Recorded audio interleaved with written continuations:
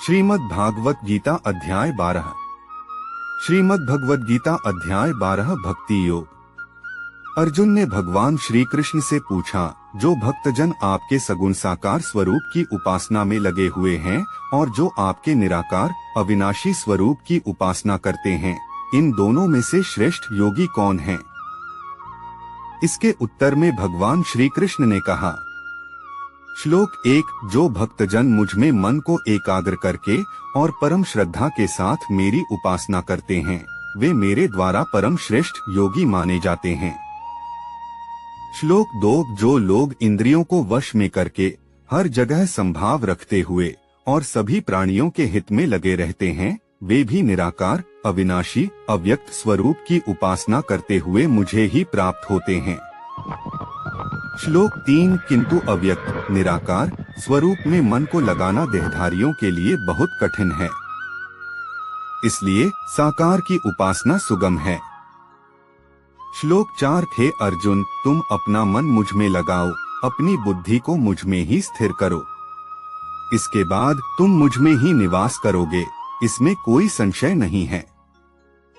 श्लोक 5। यदि तुम मन को मुझ में स्थिर नहीं कर सकते तो अभ्यास योग से मुझे प्राप्त करने की इच्छा करो।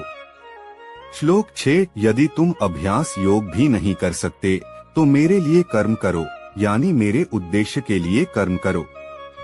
मेरे लिए कर्म करने से भी तुम सिद्धि को प्राप्त हो जाओगे। श्लोक 7। यदि तुम यह भी नहीं कर सकते तो अपनी बुद्धि का प्रयोग करके सभी कर्मों के फलों का त्याग करो और मुझ में ही शरण लो। श्लोक 8। ज्ञान से अभ्यास श्रेष्ठ है, ध्यान ज्ञान से भी श्रेष्ठ है और कर्मफल का त्याग ध्यान से भी श्रेष्ठ है। त्याग से तुरंत ही शांति मिलती है। श्लोक 9। जो किसी से द्वेष नहीं करता, जो सब प्राणियों पर दया करता है, जो ममता और अहंकार से रहित है, सुख दुख में समान रहता है और क्षमाशील है, जो हमेशा संतुष्ट रहता है, जिसका मन और इंद्रियां वश में हैं, जिसने मुझ में मन और बुद्धि अर्पित कर दी है, ऐसा मेरा भक्त मुझे बहुत प्रिय है। श्लोक 10। जिससे लोग भयभीत नहीं होते और जो स्वयं भी किसी से भयभीत नहीं होता, जो हर्ष क्रोध भय और चिंता से मुक्त है, वह भक्त मुझे बहुत प्रिय है।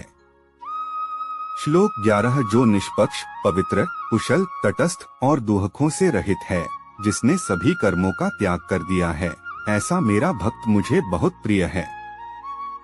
श्लोक 12। जो न तो प्रसन्न होता है, न द्वेष करता है, न शोक करता है,